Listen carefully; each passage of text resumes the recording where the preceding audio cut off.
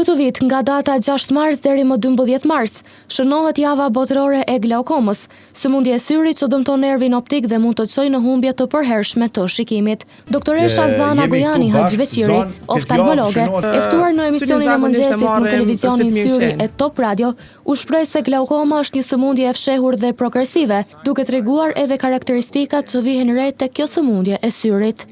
Synin e marrim zakonisht si të mirëqenie, jo vetëm na si popull shqiptar, por zakonisht edhe në krejt botën, përpos shtetet ku i kanë rregulluar në vizita sistemike për krejt popullatën.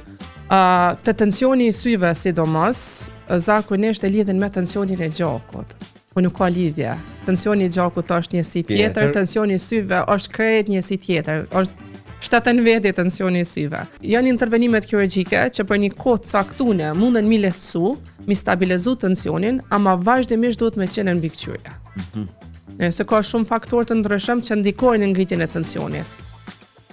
Karakteristikat e tensioni i rritur i syve, domethënë si glaukoma, na i thojmë neuropati progresive, domethënë se dëmtohet nervi optik, karakterizohet për rritjes tensionit syve, dëmtimeve nervin optik edhe dëmtimet në fushën e pamjes. Oftalmologja Gojani Haxhibeqiri tha se në Kosovë rreth 17.5% e popullsisë është diagnostikuar me glaukom, ndërkaq ka edhe prej tyre ku kalon pa diagnostikim deri në stadet e vonshme.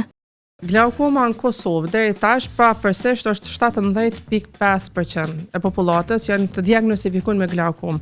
Edhe pse vlen të ceket që glaukoma në shumicën e rasteve, të shumica e personave kalon edhe pa diagnostifikuar deri në stadet e shumë të vonshme, domethënë kur pacienti e humb shikimin. Atëherë fillon edhe vjen. Ai vjen edhe thotë nuk jam të pa mirë, mos më ka bu perda, ama faktikisht është dëmtim i glaukomës.